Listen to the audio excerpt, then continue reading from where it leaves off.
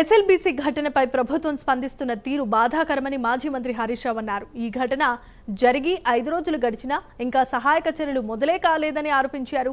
హెలికాప్టర్లలో మంత్రులు చెక్కలు కొడుతున్నారని అన్నారు. సీఎం అయితే కనీసం దీన్ని పట్టించుకోవటమే లేదని విమర్శించారు. ఈ సంఘటనపై ఒక్కొక్కరు ఒక్కో మాట చెబుతున్నారు. క్లారిటీ లేదని హరీష్ రావు మండిపడ్డారు. ఎవరైనా ఈ సమయంలో బీఆర్ఎస్ పై విమర్శలు చేస్తారా అంటూ హరీష్ రావు ప్రశ్నించారు. ప్రభుత్వ స్పందన చాలా బాధాకరంగా ఉంది. ముఖ్యమంత్రి ఏమో హెలికాప్టర్ వేసుకొని ఆయన ఎన్నికల ప్రచారానికి పోతున్నాడు. ఇక 8 మంది ప్రాణాలు ముఖ్యమా, ఎన్నికల ప్రచారం ముఖ్యమా రేవంత్ రెడ్డి గారికి? కనీసం ముఖ్యమంత్రి అక్కడికి వెళ్ళి ఆ సహాయక చర్యల్ని ముమ్మరం చేయడంలో కానీ ఒక డైరెక్షన్ ఇవ్వడంలో కూడా అటు ముఖ్యమంత్రి గారు ఇటు నీటిపారుదల శాఖ మంత్రి కూడా పూర్తిగా ఫెయిల్ అయిపోయారు.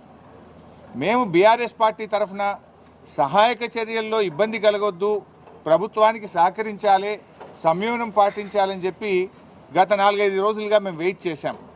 కానీ బాధ కలిగే అంశం ఏంటంటే ఇప్పటి వరకు ఒక్క అడుగు ముందుకు బల్లే. There is no direction. దాదాపు 10 ఏజెన్సీలు ఉన్నారు. ఈ ఒక్కొక్కరు వెళ్తున్నారు, ఒకరొక మాట చెప్తున్నారు, ఒకరొక మాట చెప్తున్నారు. మేము మీడియాలో చూసిందో పత్రికల్లో చూసింది చెప్తున్నా. నేను బీహార్ నుంచి ర్యాట్ వాళ్ళు వచ్చారన్నారు, ఎన్డీఆర్ఎఫ్ వచ్చిందని చెప్పినారు, లేకపోతే వేరియస్ టీమ్స్ వచ్చినాయి, నేవీ నుంచి వచ్చిందన్నారు, లేదా కాశ్మీర్ నుంచి ఏదో టీం వచ్చిందన్నారు, ఛత్తీస్గఢ్ నుంచి టీం వచ్చిందన్నారు, మన సింగరేణి నుంచి ఒక టీం వచ్చిందన్నారు. What is the direction?